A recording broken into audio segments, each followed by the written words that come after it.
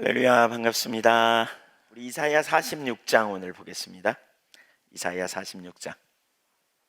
우리가 신앙생활 하는 데 있어서 중요한 것은 자꾸 우리의 눈이 자꾸 열려야 돼요.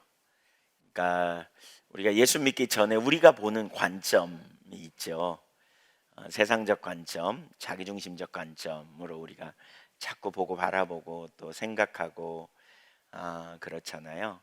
근데 이제 성령의 조명하심, 깨닫게 하시는, 조명이라고 하는 것은 비추셔서 알게 하신다 그런 의미인데, 성령님이 자꾸 알게 하심으로 무엇이 영적인 진리이고 또 진정한 능력이고 또 생명이고 승리인가, 이런 것들을 우리에게 자꾸 이렇게 보게 하시고 알게 하시는 일들이 우리 가운데 일어나야 되는 거죠. 특별히 이사야 46장에서는 우상의 헛됨, 우리가 뭘 의지하느냐, 뭘 믿느냐, 그 믿는 것이 대단히 힘 있어 보이고 능력 있어 보이지만 그것이 참으로 우리에게 능력이 있는 것은 아니다. 이제 이걸 우리에게 가르치면서 진정한 능력은 뭐냐? 그러니까 하나님이 진정한 능력이다. 우리에게는 하나님이 계시다. 이런 부분을 우리에게 가르쳐요. 특별히 주를 믿는 주의 백성들이 반드시 기억해야 될 사실은 우리가 연약한 존재라는 사실을 기억하는 게 참 중요하죠. 우리가 연약한 존재다. 우리에게는 능력이 있지 않다. 우리는 참 연약하고 무능하고 또 무지하지만 그러나 하나님은 능력이 있으시다. 그러니까 약하지만 약하지 않다. 이걸 우리가 기억할 필요가 있어요. 우리는 연약하지만 연약하지 않다. 또 나는 연약하지 않은데요 라고 우리가 말할 수 있죠. 근데 연약하지 않는 것처럼 본인이 느끼고 또 연약하지 않은 것처럼 살게 될 때 우리가 교만한 자리에 이렇게 우리도 모르게 갈 수 있게 되는 그런 오류를 범하게 되는 거죠. 그래서 약할 때 강함 되시는 주님이시죠. 고린도 후서 12장에서 바울 사도가 육체의 가시 사단의 사자가 내게 있어서 그걸 떠나가기를 위해 내가 3번 간구했다.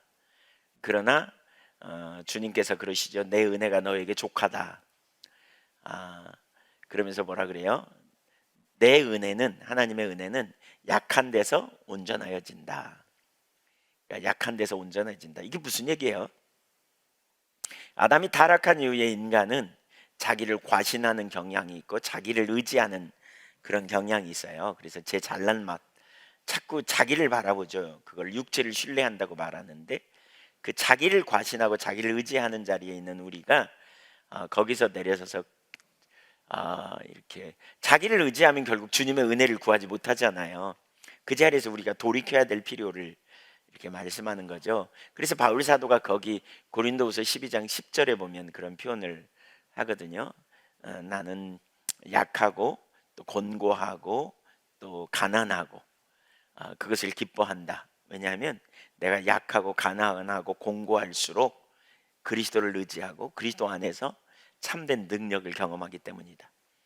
보통 사람들이 약하고 곤고하고 어려움이 오면 어떻게 해요?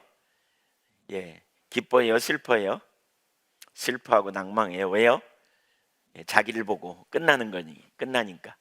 근데 바울 사도는 거기서 끝나지 않아요. 약하고 곤고하고 가난하고 위기가 올 때 거기서 끝나지 않아요. 오히려 기뻐한대요. 그래서 약함을 자랑한다는 거죠. 왜 기뻐하고 왜 자랑해요? 내가 연약할 그때에 내가 그리스도를 더 의지하기 때문이다.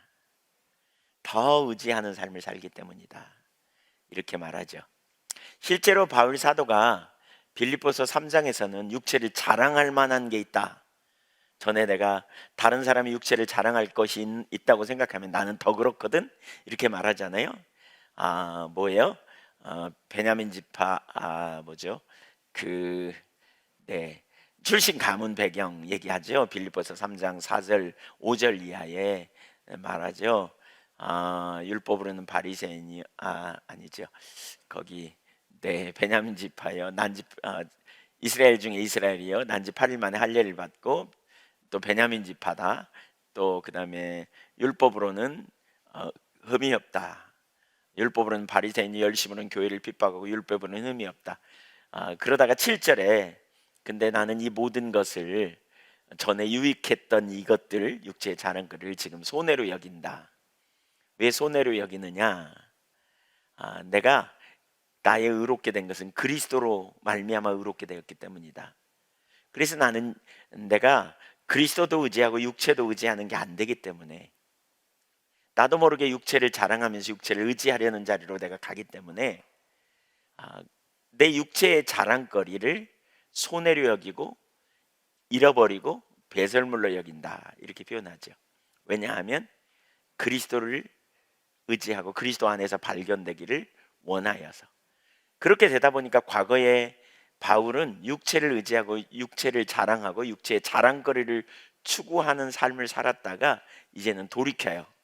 이 모든 걸 손해로 여기고 배설물로 여기고 반대로 어떻게 해요? 그리스도를 알고 그리스도를 의지하고 그리스도를 자랑하고 그리스도를 알기를 구하고 그리스도를 자랑하고 그리스도를 추구하는 삶으로 전환되어져요. 이게 이제 그리스도인의 삶이에요. 참 그리스도인의 삶. 우리의 능력은 어디에 있다? 내게 있다? 주님께 있다? 주님께 있다. 그래서 우리가 약하지만 좌절하지 않는 거죠. 우리가 연약하지만 포기하지 않는 거죠. 우겨쌈을 쌓이지만 답답한 일을 만나지만 낙심하지 않는 거죠. 좌절하지 않는 거죠. 왜냐하면 능력이 누구에게 있으니까? 그리스도께 있으니까, 주님께 있으니까. 그러니까 소망이 생기는 거죠. 항상. 우리의 피난처가 되시고 우리의 능력이 되시고 우리의 산성이 되시는 우리 주님 앞에 우리가 소망을 가지니까. 그래서 괜찮아요. 머리가 좀 멍청한 것 같아도 괜찮아요. 멍청하기 때문에 소망이 없어 이러면 안 괜찮아요. 멍청한데 멍청한지도 모르고 그냥 잘난 체 하는 거 이것도 안 괜찮아요. 멍청한 줄 내가 알아. 그치만 소망이 있는 건 뭐예요? 내 지혜가 아니라 주님의 지혜를 그럴수록 더 의지하고 나가니까. 그래서 주님의 자원, 주님의 지혜, 주님의 능력을 구하여 나가는 거죠. 한계를 경험하고 문제를 만날 때 전략을 가지신 하나님께 나가는 거죠. 나는 답이 없지만, 나는 능력이 없지만, 나는 소망이 없지만, 나에게는 감당할 어떠한 그러한 대책이 없지만, 그러나 우리 주님이 나를 인도하시고 이끄시는 가운데 대책을 갖고 계시고 길을 갖고 계시는 걸 알기 때문에. 그래서 우리는 뭐예요? 집중적으로 그 주님을 찾고 의지하고 구하고 믿음으로 신뢰하고 나가는 거죠. 네, 이게 우리의 믿음이에요. 이 믿음이 우리에게 있어야 돼요. 이 믿음이 있어야 돼요. 자, 제가 질문해 볼게요. 여러분, 이 믿음이 있어요? 우겨쌈을 당할 때, 답답한 일을 당할 때 낙심하나요? 낙심 안 하나요? 막 공고하고 가난하고 막 위기가 오고 그럴 때 막 신나요? 죽을 것 같아요? 네, 네. 바꾸세요. 혹시 잘못되어 있으면 바꾸세요. 그럴 때 눈을 들어 주님을 보는 거예요. 우리 주님을 바라보는 거예요. 이게 믿음이에요. 이게 믿음이에요. 우리 주님을 보는 거죠. 나를 위해 하늘 권리를 포기하고 내려오신. 그러니까 이게 보고만 앉아 있으면 안 돼요. 보라 그러니까 또 보고는 있으면 안 돼요. 집중적으로 그 주님을 찾아야 돼요.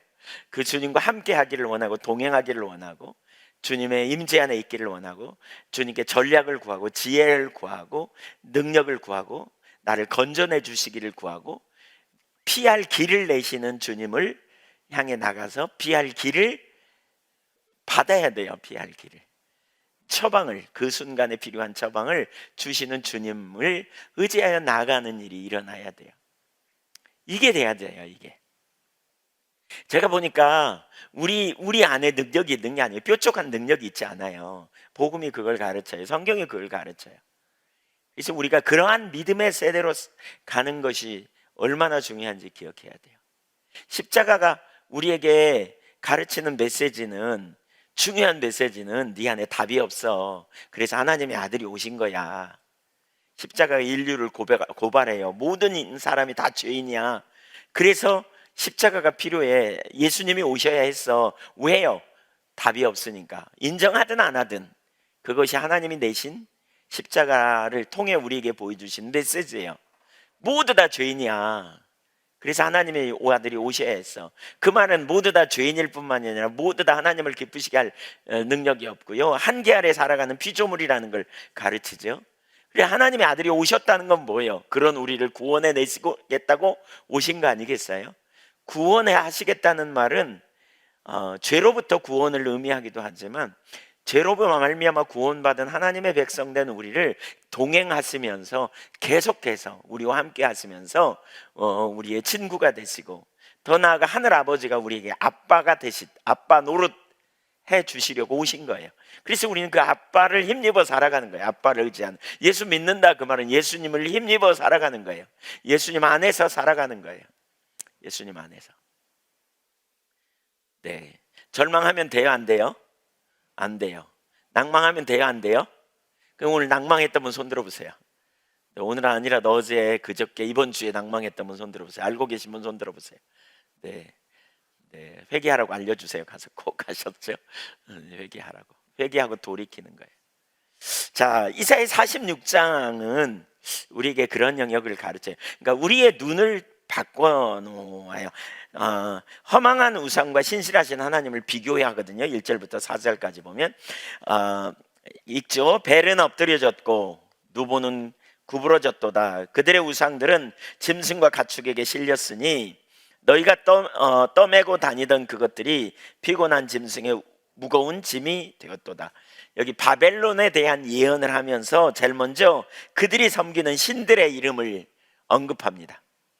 바벨론 사람들이 섬기던 신 누굽니까? 여기 벨과 느보인데, 벨은 바벨론의 수호신인 마르뚝이라 그러죠. 마르뚝이라고 하는 그런 신을 얘기해요. 전쟁의 신, 또 태양신, 뭐 이렇게 보는 마르뚝신이에요. 느보는 이 벨의 아들이에요. 그러니까 벨이라는 말은 바벨론의 여러 신들 중에 최고의 신이라는 의미예요. 그래서 바로라는 말과 같은 얘기예요. 바로가 여러 신들 중에 최고의 신, 뭐 그런 주라는 뜻이거든요. 그러니까 바로가 아니라 바할. 이집트의 애굽의 바할이라 그러잖아요. 그러니까 가나안의 바할신, 이게 주라는 의미예요. 그러니까 바할이 벨이 된 거예요. 요약해서 같은 말이에요. 그 말. 그 다음에 느보는 말뚝의 아들로서 지혜의 신이라고 이렇게 보는 거죠. 그래서 이 바벨론 사람들은 이 벨과 느보라는 이름을 이렇게 많이 넣어가지고 이름을 지어요. 그래서 다니엘이 포로로 잡혀갔잖아요. 다니엘 이름을 개종시키거든요. 뭐라 그러냐면 벨드사살 이렇게 말하죠. 예. 또 다니엘의 세 친구 이름을 사드락, 메삭, 아벤느고 그러잖아요. 거기도 이렇게 느고라는 이름. 또 느부갓네살도 그러한 이름의 영향을, 신의 영향을 받아서 이렇게 한마디로 하면 그 신의 이름을 자꾸 거기다 넣는 거죠. 근데 그러한 바벨론, 강대한 나라의 바벨론의 신 벨과 느보가 엎드려졌다, 구부러졌다 이렇게 표현해요. 그러니까 망했다 그 말이죠. 바벨론이 망하는데 거기에 신상인 벨과 느보도 다 엎어졌다. 그래서 우상들은 짐승과 가축에 실려갖고 끌려가는 거죠. 예, 피곤한 짐승에게 무거운 짐 역할밖에 못하는 짐짝처럼 취급되는 이러한 우상은 허망한 것, 능력이 없는 거죠. 2절 보세요. 2절. 그들은 구부러졌고 그들은 일제히 엎드려졌으므로 그 짐을 구하여 내지 못하고 자기들도 잡혀 가느니라. 엎드러져 가지고 어떻게 해요? 세계 최강은 나라였지만 망하는 것도 순식간에 망한. 그래서 여기 그러니까 그들이 섬기던 신, 그 신이 자기들을 구해내기는커녕 전쟁에서 자기들의 그러니까 바벨론 사람들이 자기들을 구해내기는커녕 그 짐승에게 실린 짐이 된 벨과 느보도 구하지 못했다, 그런 의미입니다. 그래서 잡혀가는 꼴이 되었다는 거죠. 네. 그러니까 우상을 섬기는 자들은 반드시 우상과 함께 망한다. 뭘 의지하느냐? 그래서 우상의 허망함을 얘기해요. 스스로 움직이지도 못하는 존재. 어떻게 인간에게 복을 주겠냐? 그런 의미예요.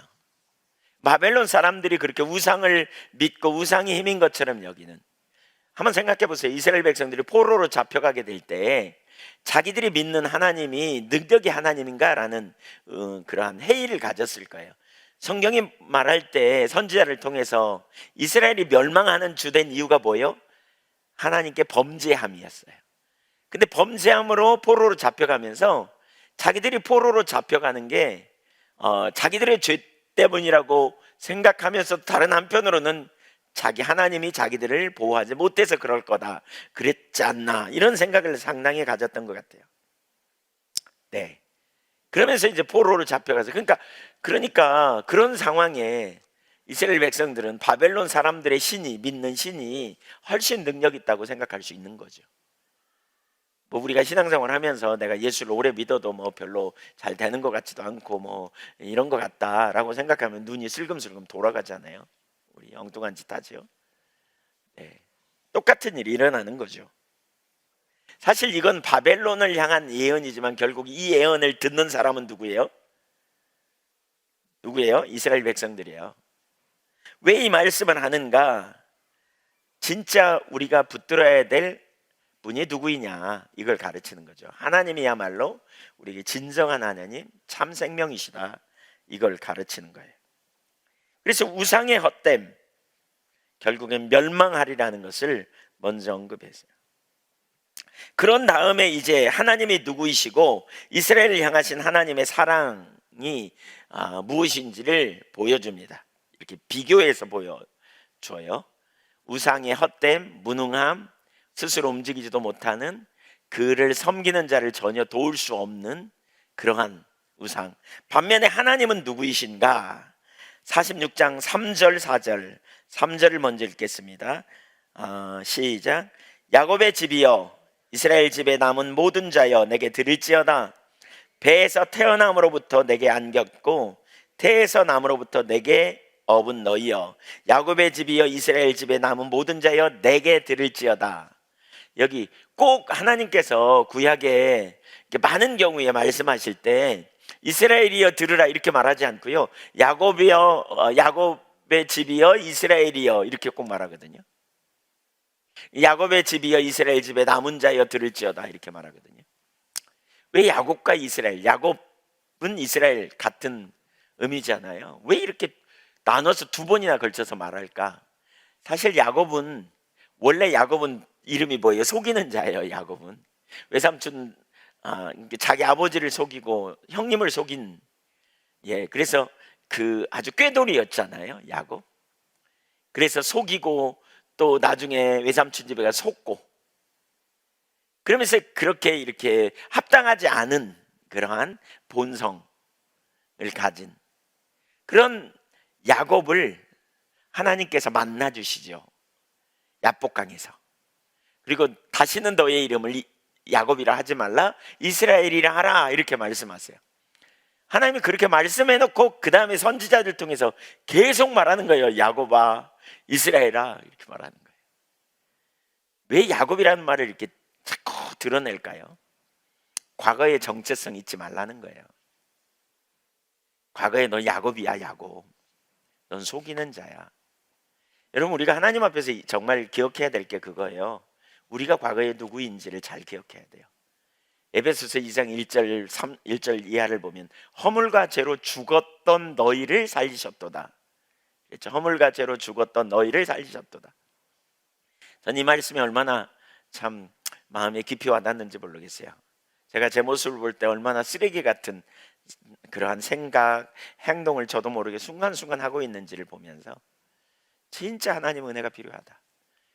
2절에 그때에 너희가 세상 풍속을 쫓고 공중의 권세 잡은 자를 뒤따랐다. 그 다음에 3절에 마음과 육체에 원하는 것을 하여 본질상 진노의 자녀였다. 4절에 그러나 긍휼에 풍성하신 하나님이 그 큰 사랑으로 인하여 함께 살리시고 함께 일으키시고 함께 하늘 보좌 우편에 앉게 하셨다. 그러면서 너희가 그 은혜를 인하여 믿음으로 말미암아 구원을 받았다 이렇게 표현하죠. 이것은 은혜의 지극히 풍성하심, 하나님의 은혜가 얼마나 크고 풍성한지를 너희에게 알게 하려고 그랬어요. 너무너무 놀라우신 하나님의 은혜를 우리에게 가르쳐 주시는 거죠. 깨닫게 하시려고. 굉장히 놀라운 하나님의 은혜, 말로 할 수 없는 그런 은혜, 이런 은혜를 우리에게 알게 하려고 하는 거죠. 네.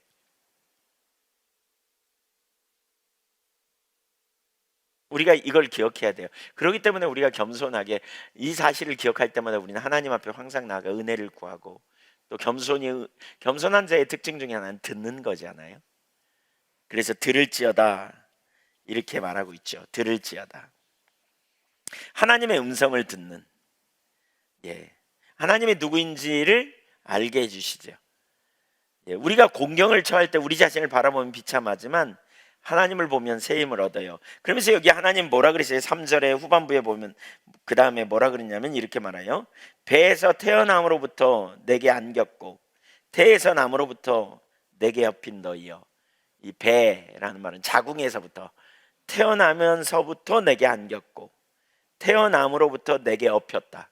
한마디로 말하면 하나님이 받으셨대. 뱃속에서 나올 때부터 받으셨다는 거예요. 받으셨어요. 그리고 내가 업었다 이렇게 말했어요. 이스라엘 쪽에서, 인간 쪽에서 하나님을 찾았다는 게 아니에요. 우리가 엄마 뱃속에서부터 나올 때부터 하나님은 우리를 사랑하셔서 받으셨다, 안아주시고 그러니까 업으셨다 이렇게 표현하고 있죠.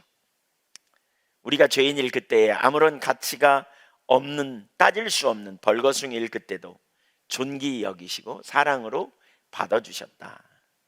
그래서 우리의 근원이 하나님으로부터인 것을 우리가 기억할 필요가 있는 거죠. 하나님으로부터 있는, 안으시고 업으시고 사랑해 주셨다. 뭘 의미해요? 아빠 노릇 해주시기로 작정했다. 그래서 때로는 유모가 젖을 빨리듯이, 때로는 독수리가 그 새끼를 돌보듯이, 그러니까 출애굽기 19장 4절에 보면 독수리 날개로 업어 너희를 내게로 인도했다 그랬고요. 또 눈동자와 같이 너희를 지켰다 그렇게 표현하고 있죠. 출애굽기에 보면 이렇게 하나님이 보호하셨다. 언제까지요? 4절 보세요. 4절 시작.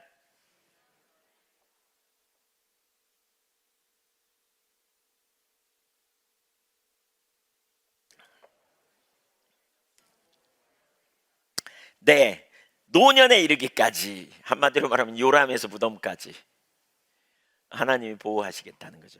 요람에서 무덤까지 뭐 하겠다? 품고 업고 구하여 내리라 그랬어요. 4절에 보면 내가 너희를 품을 것이요 내가 지었은즉 업을 것이요 내가 품고 구하여 내리라 그랬어요. 품고 업고 구하여 내리라. 아주 구체적인 표현이죠. 어렸을 때부터 노년이 되기까지, 백발이 되기까지. 우리가 어린아이들은 업고 안고 그러잖아요. 근데 노년이 돼가지고 업고 안고 품고, 이거는 좀 잘 이렇게 안 와닿는 이미지죠. 근데 하나님의 거대하신, 크신 하나님이 우리를 안고 품고 업고 구해낼 거라는 거죠. 구하실 거라는 거죠. 이걸 약속하잖아요. 이걸 왜 거기 내가 지었은즉 이라고 표현해요. 내가 지었은즉 너희가 노년에 이르기까지 내가 그리할 것이다. 여러분 무슨 그림이 그려지세요? 태어날 때부터 받아가지고 노년에 이르기까지 안고 업고 구원해내겠다. 어떤 생각이 드세요? 한마디로 말하면 그냥 풀타임이죠. 풀타임. 요람에서 부동까지 보호하고 지키시고 돌봐주시겠다. 놀라운 의지 표현, 하나님의 의지 표현이죠. 매우 개인적이고 구체적으로 돌봐주실 것을 말씀하시는 놀라운 약속이죠. 놀라운 약속. 그러니까 포로로 잡혀간 이스라엘 백성들을 향해서 그렇게 말씀하는 거예요. 내가 너희를 그러니까 지금 그 상황일지라도, 그러니까 우리가 이런 구절을 읽으면서 이게 볼 수 있는 게, 지금 포로로 잡혀가 있는 상황일지라도, 너희가 어떤 상황에 있을지라도 결국 내가 너희를 돌보고 있는 상황이라 이걸 기억하게 하시는 거죠. 여러분, 우리가 아무리 힘들고 아무리 어렵고 아무리 위기 가운데 있을 때도 항상 기억해야 될 게 하나님이 우리를 놓지 않으신다는 거죠. 놓지 않으신다는 거예요. 그러니까 되게 중요한 게 그거예요. 어떤 때는 시편 77편인가요? 거기 시편 기자가 그러거든요. 여호와께서 내게 은혜 베푸시기를 잊어버렸는가? 여호와께서 나를 이제 그냥 이제 버리셨는가? 사실 여러분, 우리 주님 따라가다 보면 이런 생각이 많이 들거든요. 저도 개인적으로 과거에 이런 생각이 많이 들었어요. 하나님 절 버리신 것 같아. 하나님 저를 안 돌보시기로 작정해버린 것 같아. 뭐 내가 하나님 뜻대로 잘 못 살기도 했고, 뭐 찾지도 않고 제 갈 길로 가고 엉뚱한 생각도 하고, 야, 하나님이 나를 버리신 것 같다, 이런 느낌이 들 때가 한두 번이 아니었던 것 같아요.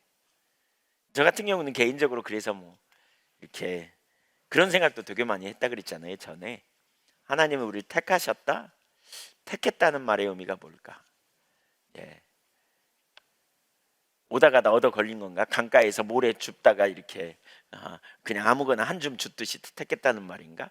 그러다가 그 모래, 이 주님 손에 이 떨어진 모래 알갱이 하나가 이렇게 택했다가 실수로 흘려진 것 같처럼 느껴지는 뭐 이런 느낌들. 목회 초년에 제가 단독 목회하면서 정말 어렵고 힘든 순간에 그런 생각을 참 많이 했던 것 같아요. 그때마다 저는 시편을 많이 읽었습니다. 시편. 개인적인 그런 탄원, 탄식, 하나님 앞에.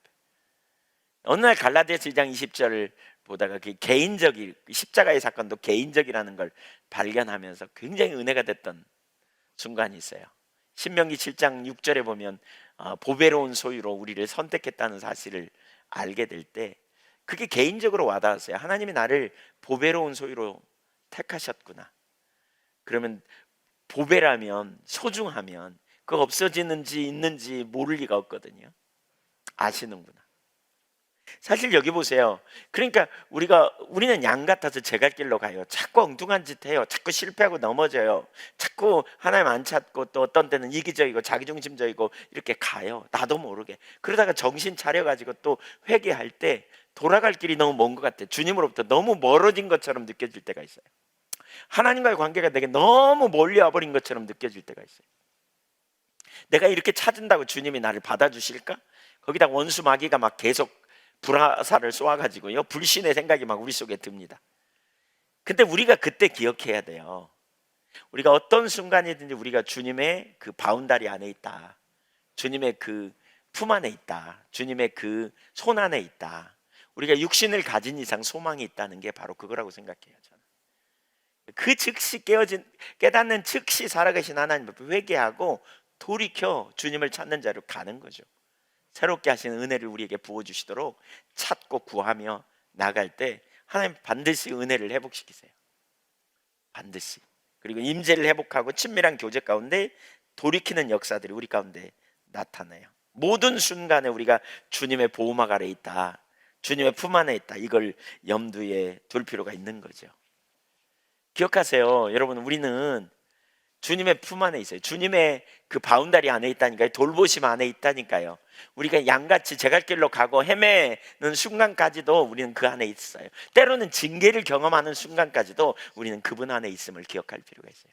포로로 잡혀가 있는 상황에도 내가 너희를 요람에서 무덤까지 너희를 품고 안고 돌본다 그래요.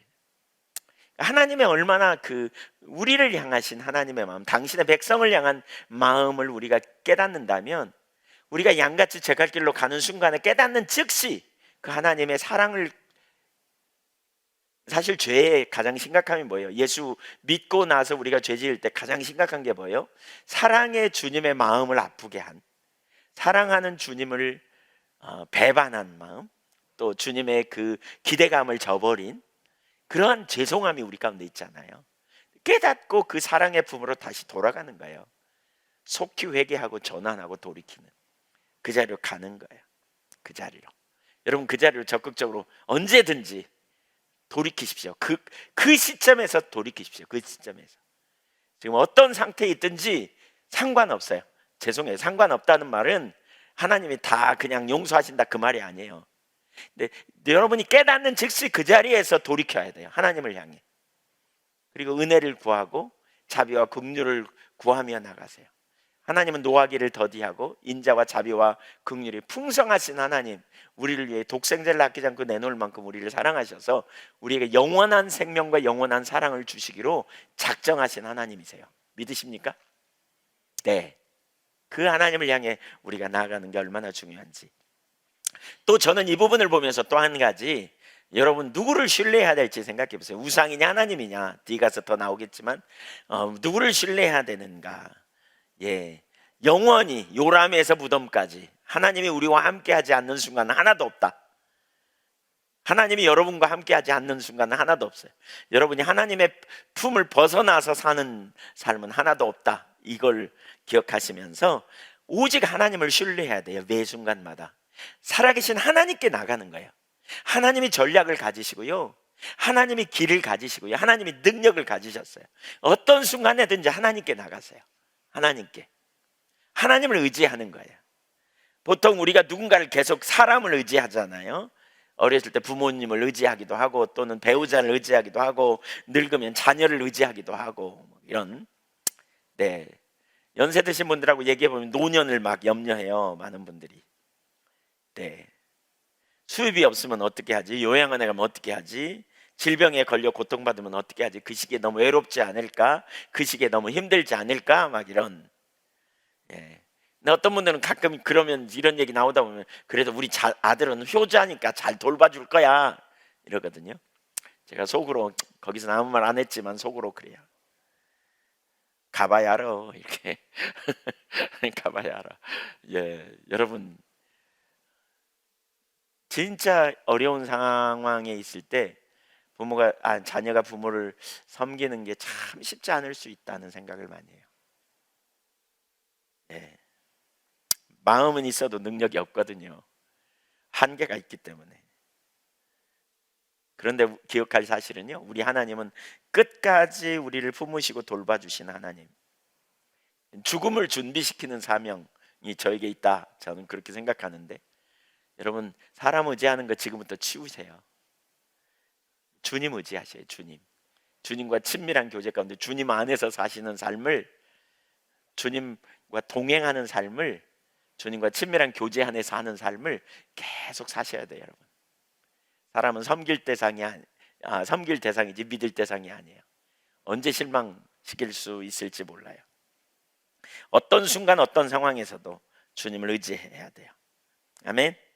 하나님 의지하고 계획하여 하나님 안에서, 주님 안에서 하나님 신뢰하는 거예요. 예.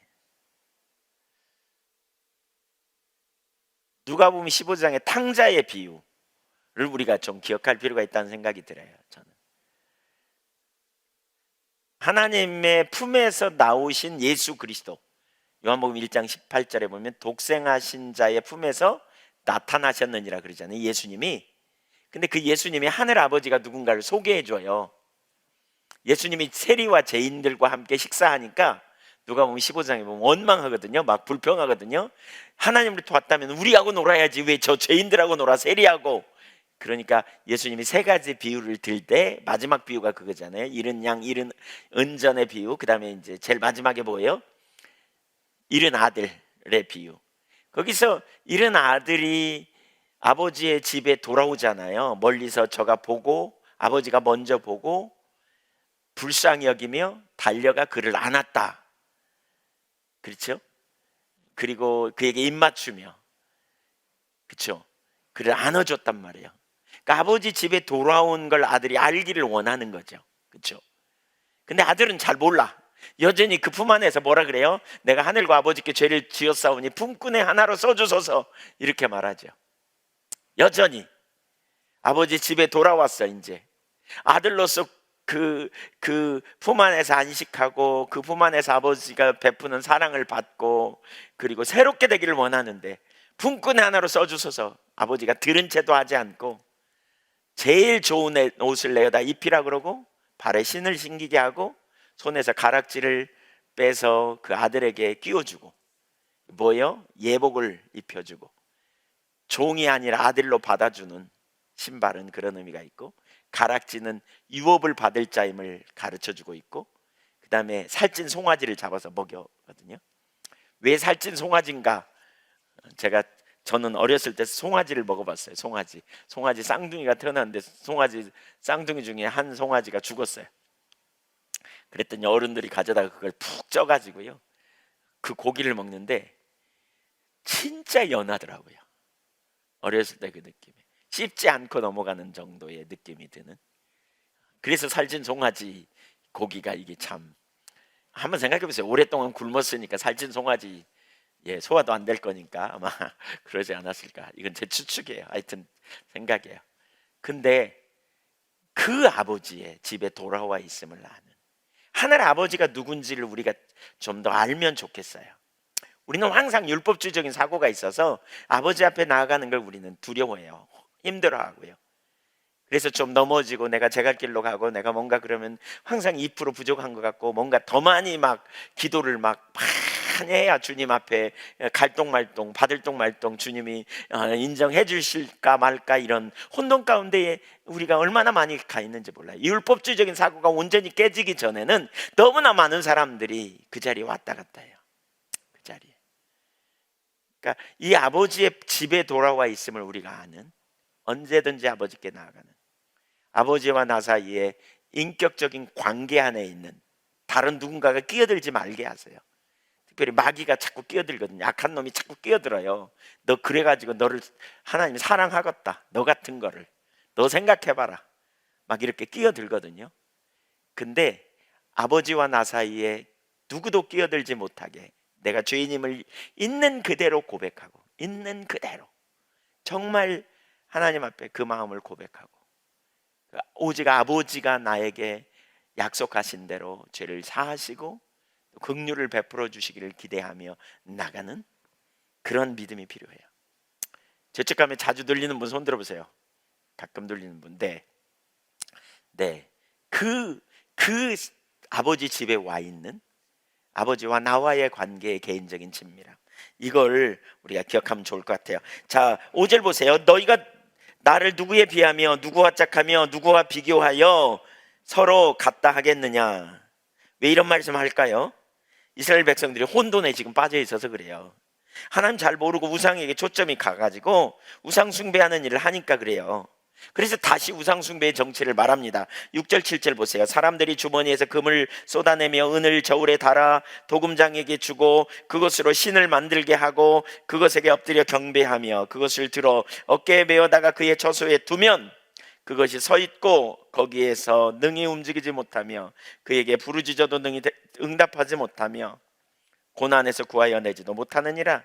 주머니에 나온 은과 금을 그 도금장에게 주면, 형상을 만들어 거기다 도금해가지고 주면 그걸 가지고 와서 잘 닦아가지고 소중하게 세워가지고 거기다가 이제 경배하고 이렇게 한다는 거죠. 근데 그거는 움직이지도 못한다 이렇게 말하지 않아요? 응답은커녕 자신도 구원 못하는데 무슨 응답이냐 지금 이렇게 말하는 거죠. 어떻게 우상이 만들어지냐 이러면서. 그래서 8절 보세요. 8절. 너희 패역한 자들아, 이 패역한 자들은 혼돈에 빠져 우상 숭배한 자로 가버린 이스라엘 백성들을 말해요. 당시 이스라엘 백성들이 이런 말도 안 되는 짓을 하고 있다는 거죠. 우주를 창조하시고 만왕의 왕이신 하나님, 요람에서 무덤까지 인도하시는 그 하나님을 버리고 그 쓰잘데기 없는 우상 숭배에 빠져 있는 그들을 향해 말하는 거죠. 불신앙, 그들의 문제는 불신앙입니다. 그래서 믿음으로 반응하는 것을 지금 가르칩니다. 믿음이 뭐라 그랬느냐? 이번에 우리 화요일 날인가 살폈죠. 믿음이 뭐냐? 믿음의 성격을 얘기했는데 그 중에 핵심은 이거예요. 하나님의 말씀에 기초하여 성령의 조명으로 하나님의 말씀에 기초하여 인격체이신 하나님을 알고 그 하나님을 신뢰하는 게 믿음이다. 이렇게 나눴어요. 성령의 조명하심이 되게 중요해요. 그래서 하나님을 알고 그 하나님을 신뢰하는 거죠. 뭐에 기초하여? 약속의 말씀에 기초하여. 이게 믿음이에요. 그렇게 믿는 사람이 실제로 하는 일 세 가지를 얘기했죠. 한번 따라주세요. 믿음으로 생각하고, 믿음으로 말하고, 믿음으로 선택한다. 믿음으로 행동하는 거죠. 믿음으로 말하고 믿음으로 생각하고 믿음으로 말하고 믿음으로 행동하는, 선택하는 거죠. 그래서 이 사실을 하나님은 이스라엘에게 이 사실을 되새겨 보면서 되새겨 보라고 말해요. 또 9절에 보면 옛적 일을 생각해 보라고 말씀하세요. 그러니까 먼저 이 일을 기억하고 마음에 두라 이렇게 말하거든요. 너희 패역한 자들아 이 일을 기억하고, 그 다음에 이 일을 마음에 두라 그랬잖아요. 이 일을 기억하고 마음에 두라. 이 일이 뭐냐, 두 가지 의미로 보는데, 하나는 1절부터 7절에 나오는 우상의 허망함과 하나님의 신실함. 1절부터 7절까지 그걸 말하잖아요. 우상의 허망함, 하나님의 신실함. 또는 그 뒤에 나오는 그 하나님의 행하심, 옛적에 베푸신 하나님의 놀라운 은혜, 이런 부분 두 가지 다 포함된다고 말할 수 있어요. 이것을 생각하면서 누구를 믿을지 분명히 고려하라는 거예요. 여기 장부가 되라, 그 말은 남자가 되라 이런 의미로 번역할 수도 있고요, 남자답게 행하라 그런 의미일 수도 있고요, 고려하라 이런 말로 번역할 수도 있어요. 고려하라.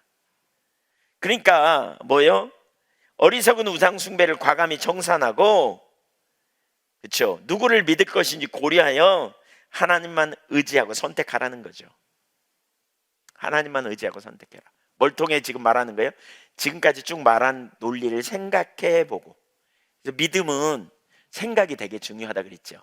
들에 피는 백합화, 공중에 나는 새를 보고 저들이 어떻게 먹고 입는지 생각하여 보고. 예수님이 이렇게 말씀했어요. 생각하여 보라.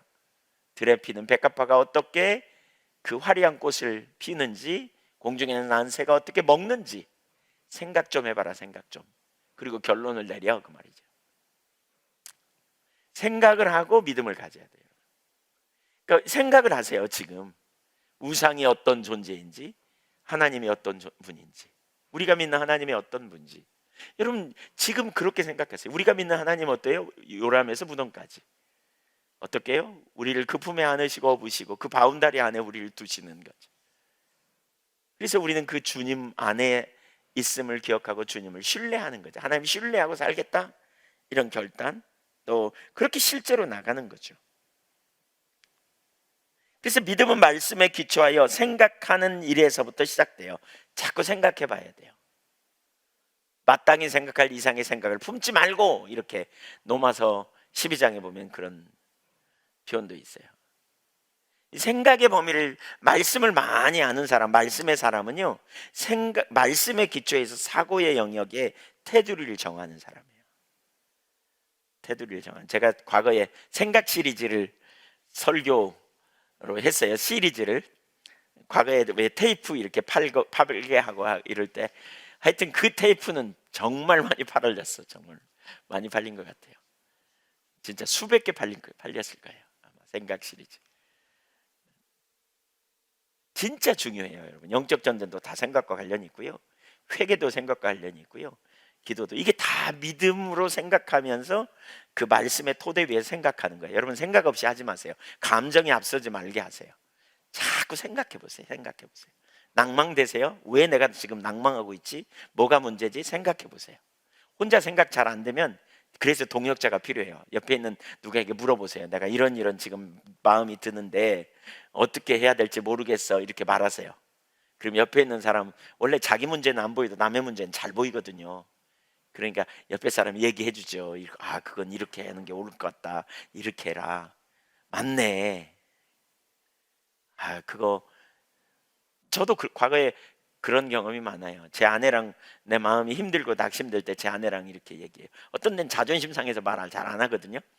그럼 제 아내가 이렇게 장에 가려 그러는데 좀 같이 좀 가자 그래요. 그러면 귀찮아, 안 간다 그러면 한번 가자고.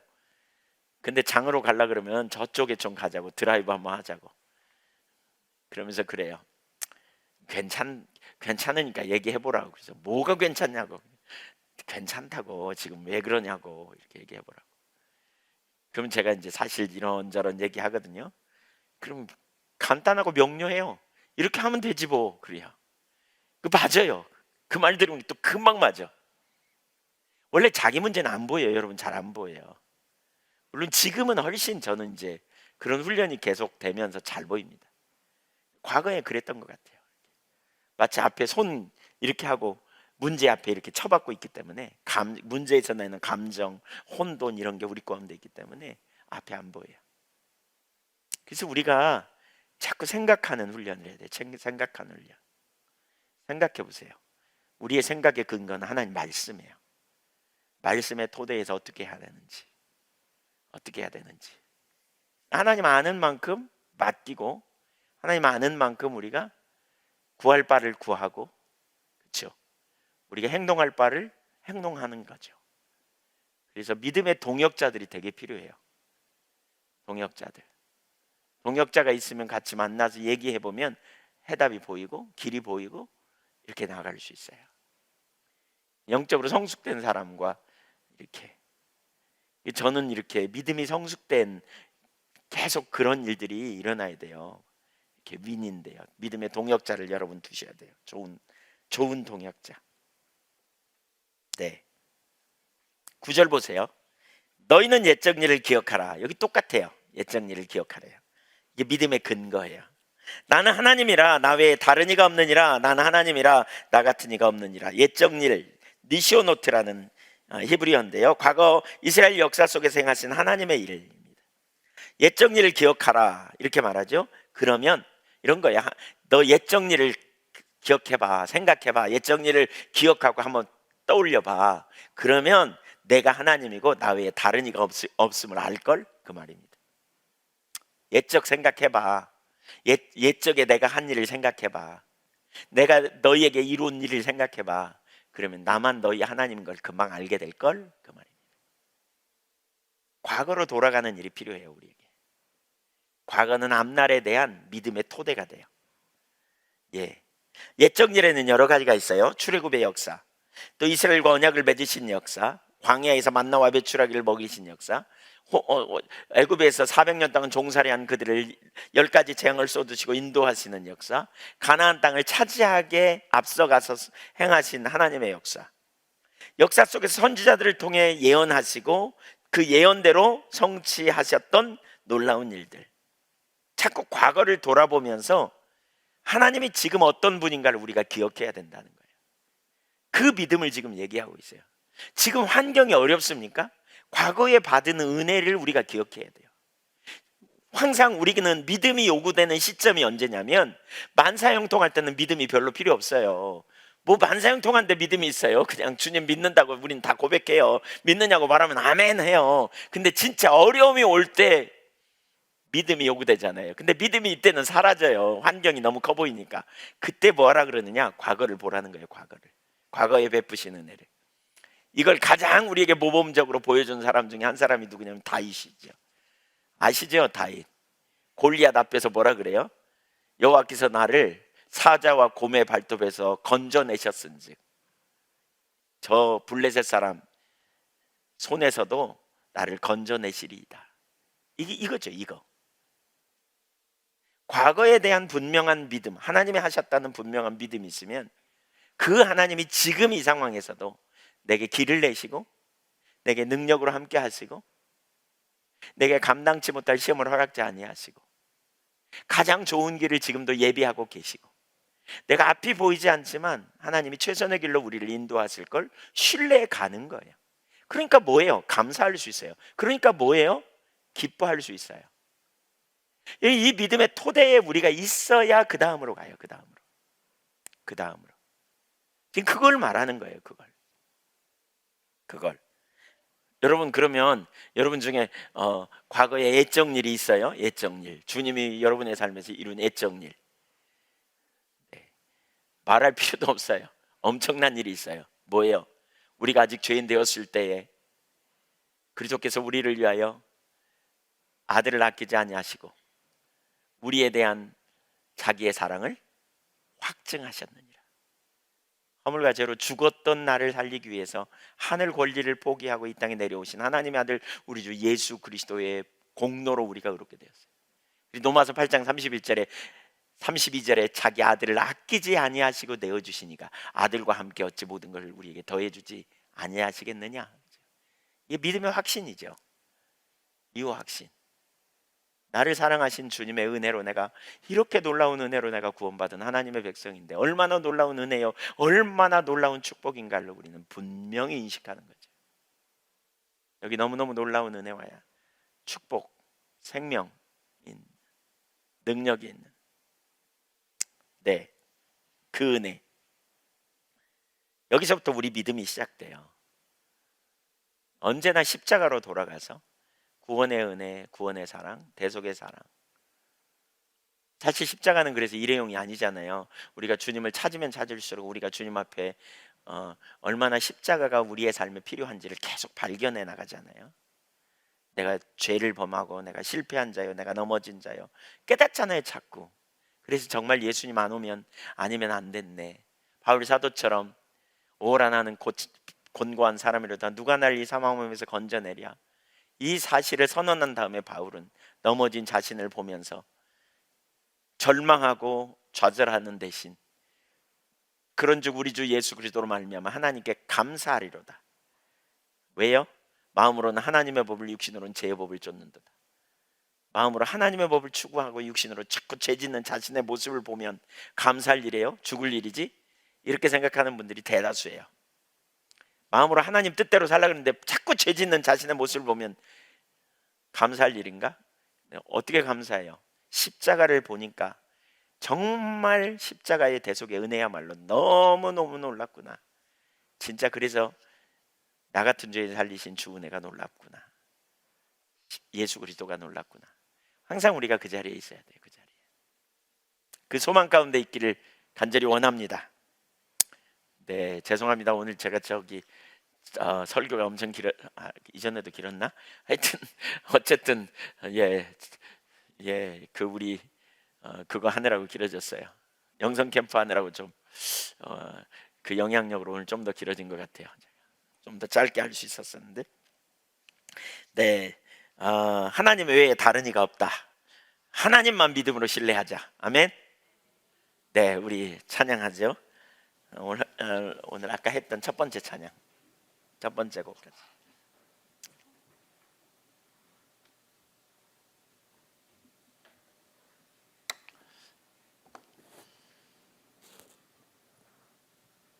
추가곡 202장입니다.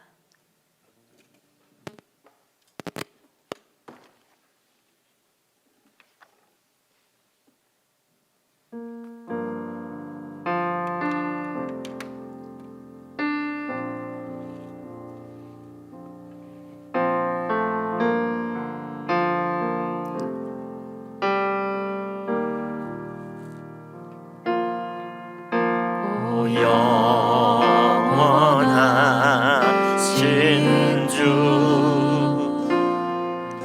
온 세상 주께 속했네. 모든 만물 사라져가도 주 말씀 영원해. 살아계신 주 지금도 역사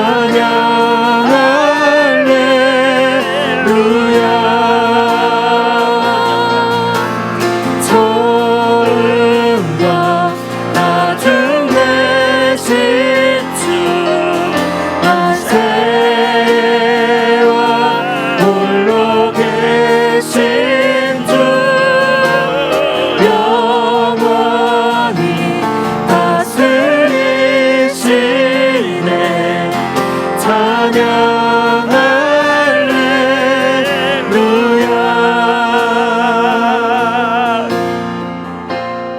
살아계신 하나님 앞에 우리 믿음으로 간구하며 나가는 시간 갖겠습니다. 우리 속에 불신앙의 요소들, 혼돈의 요소들, 나눠짐의 요소들이 있다면 여러분 방치하지 마십시오. 우리가 주님 품에 있음, 주님 안에 있음을 인식하고 기억하며 우리가 주님을 의지하고 주님께 영광 돌리며 또 주님의 인도하심을 따르며 주님의 통치 안에 들어가기를 기꺼이 선택하며 하나님의 영광을 보기를 원한다고 사모하며 우리가 같이 기도하기를 원해요. 무엇보다 회개하는 시간을 여러분 먼저 이렇게 가지시면 좋겠어요. 여러분 마음 안에 불신앙적인 요소, 나눠진 마음 이런 부분이 있다면 철저하게 회개하고 끊어내면 좋겠고요. 영광의 주님 믿음으로 바라보며 주님 의지하며 나가는 그런 자리로 더 담대히 나가기를 원합니다. 같이 기도하겠습니다. 할렐루야. 우리 아버지 하나님 은혜와 사랑을 감사합니다. 오 할렐루야. 우리 하나님 감사합니다. 영광의 주님, 능력의 주님, 신실하신 우리 아버지 하나님, 크시고 놀라우신 우리 하나님 영광을 받으시옵소서. 아멘. 새롭게 하신 은혜를 부어주시옵소서. 주님의 선하신가 온전하신가 아버지 참 우리 주님 안에 참된 소망과 생명과 능력이 있음을 고백하며 주 앞에 나갑니다. 크시고 놀라우신 은혜로 채우시고 하나님께 영광이 되는 삶이 되도록 은혜를 더하여 주옵소서. 우리 아버지 감사합니다. 모든 영광 찬양 존귀를 받으시기 합당하신 하나님, 할렐루야. 우리 하나님 영광 받아 주옵소서. 크신 은혜로 채우시옵소서. 아멘. 할렐루야. 하나님 감사합니다. 아버지 영광을 나타내 주옵소서. 크신 은혜로 채워주시옵소서. 주님께만 영광이 되는 삶이 되도록 은혜를 부어주시옵소서. 우리 아버지 하나님 모든 영광 모든 찬양 모든 존귀를 받으시기 앞으로 합당하신 하나님께 온 마음 다하여 주를 높이고 성취하며 예배하오니 홀로 영광 받아주시옵소서. 지와 계시형을 주셔서 모두가 주님을 알게 하시고 믿음 안에 참된 소망과 생명으로 하나님 모든 불신앙을 몰아내고 진리로 자유케 되는 능력 있는 역사가 일어나도록 은혜를 부어주시옵소서. 아멘. 주님 감사합니다. 선하신 주님, 완전하신 주님, 우리 주님의 나라와 영광을 경험하기를 원합니다. 하나님께 마음을 다하여 우리가 주를 경배하며 높이며 송축하며 나아가오니 크시고 놀라우신 은혜로 채우시고 주님 기뻐하시는 길로 행하며 아버지만 하실 그의 일들을 온전히 경험하며 나가도록 은혜를 더하여 주옵소서. 오 할렐루야. 하나님 감사합니다. 아멘. 주님 감사합니다. 영광 받아주시옵소서.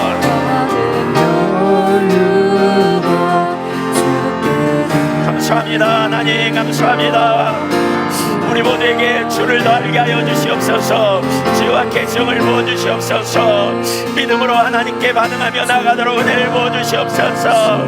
아버지 하나님, 주를 알지 못하여 혼돈에 빠져있고 주를 알지 못하여 낭망하고 주님의 그 사랑을 알지 못하고 그 한량없는 자비와 사랑을 알지 못하여 하나님 악한 자에게 해방을 받고 영적인 혼돈에 빠져있는 모든 이들에게 빛을 비춰주셔서 주의 길을 주의 의도를 아버지의 마음을 더 알게 하여 주옵소서. 아버지의 영광을 보게 하여 주옵소서.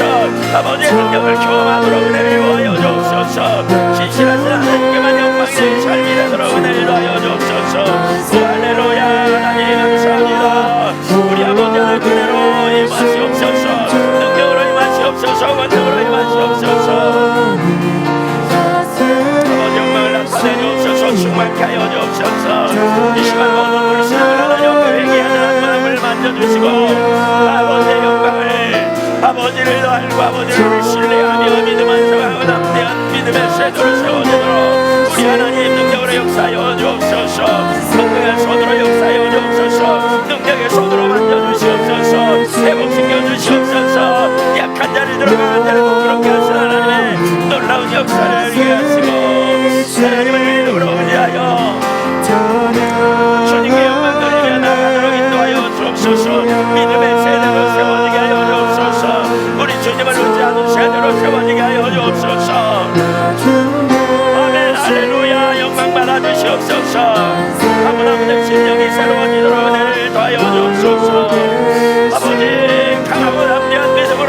내려지게 하여 주옵소서. 모든 염려와 두려움이 내려지게 하시고 혼돈이 내려지게 하시고 우리 하나님의 같이 놀라운 역사를 보며 믿음으로 반응하며 나가도록 역사하여 주옵소서. 주님 앞에 이 시간 믿음으로 구하며 나갑니다. 모태에서부터 안으시고 하나님 노년에까지 붙드시고 이끌어 가시는 우리 아버지, 주님의 임재 안에 주님의 사랑 안에 있음을 기억하고 믿음으로 주님께 반응하며 담대히 일어나도록 새롭게 하시는 은혜를 모두에게 부어주시옵소서. 아버지에게 은혜를 부어주시옵소서. 아버지 영광을 나타내 주옵소서. 주의 길로 행하도록 역사하여 주옵소서. 하나님의 영광을 위하여 서도록 은혜를 부어주시옵소서. 오 할렐루야. 우리 하나님 아버지 강하고 담대한 믿음으로 서게 하여 주옵소서. 아멘. 할렐루야. 바바바야라바라리라리미카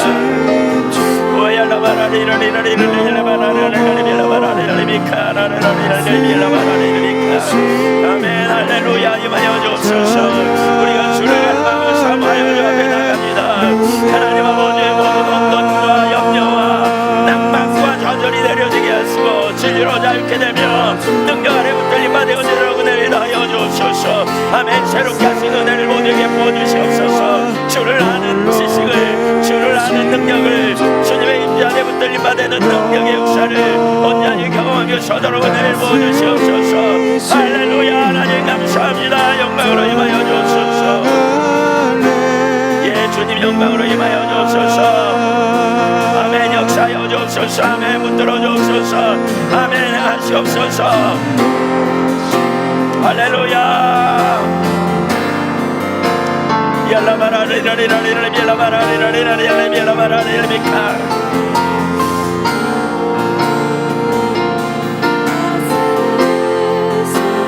주님 감사합니다. 역사하여 주옵소서.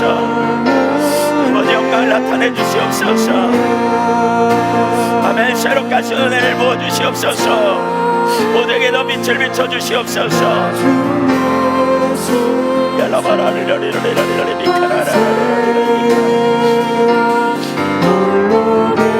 아버지 오셔서, 아버지 오셔서 모든 우울한 마음을 치유하여 주옵소서. 아버지 두려운 마음을 치유하여 주옵소서. 아버지 모든 낙심하는 마음을 치유하여 주옵소서. 우리 주님 안에 있음을 기억하게 하시고 하나님의 하신 놀라운 역사 앞에 회복과 치유와 자유케 되는 역사가 일어나도록 오 하나님 은혜를 부어주시옵소서. 오 하나님 새롭게 하신 은혜를 부어주시옵소서. 말씀의 은혜로 자유케 되게 하시며 은혜로 자유케 되도록 은혜를 부어주시옵소서. 아멘. 감사합니다. 영광 받아주시옵소서. 아멘. 능력으로 임하여 주옵소서. 할렐루야.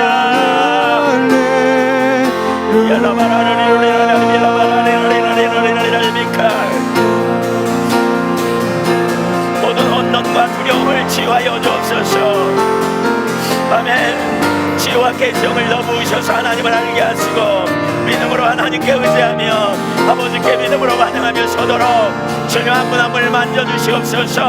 아버지 앞에 지금 회개하고 나간 한 분 한 분을 만져주시고 강하고 담대한 믿음으로 회복되도록 은혜를 더하여 주옵소서. 그렇습니다. 주 안에 있습니다. 우리가 주 안에 있음을 고백합니다. 오늘도 살아 역사하셔서 우리를 주께로 일으키기 원하신 하나님, 주의 백성들을 주께로 일으키시고 주를 향한 온전한 경배자로 예배자로 세워주시며 하나님 나라와 영광을 위하여 서도록 은혜를 부어주시옵소서. 할렐루야. 아멘. 믿음으로 주를 위하여 나가도록 역사하여 주옵소서. 강한 능력으로 임하여 주옵소서.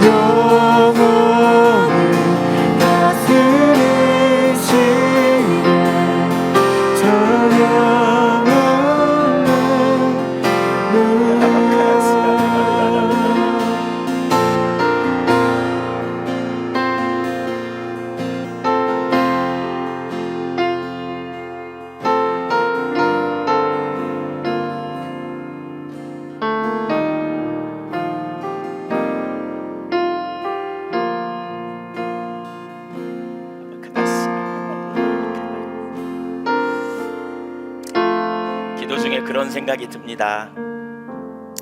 많은 사람에게 듣게 하라고 하나님이 치유하시겠다고, 그러니까 눌려있는 사람들 치유하시겠다고 하나님께서 그런 마음을 주시고요.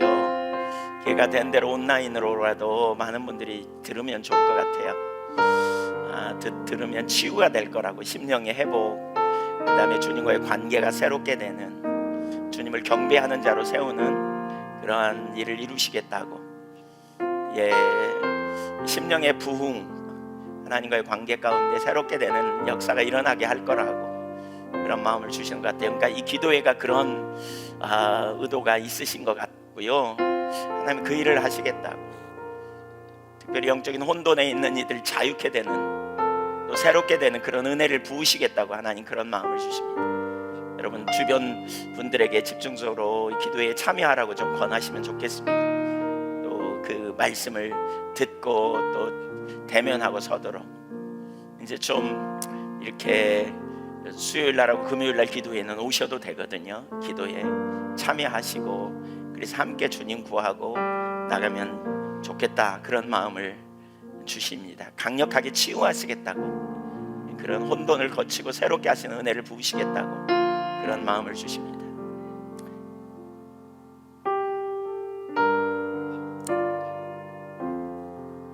찬양 한번 더 하면 좋을 것 같아요.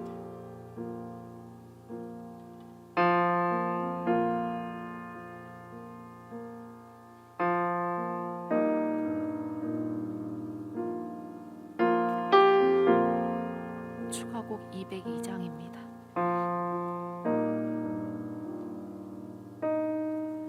오 영원하신 주, 온 세상 주께 속했네. 모든 만물 사라져가도 주 말씀 영원해. 살아계 신주, 지금도 역사하시네.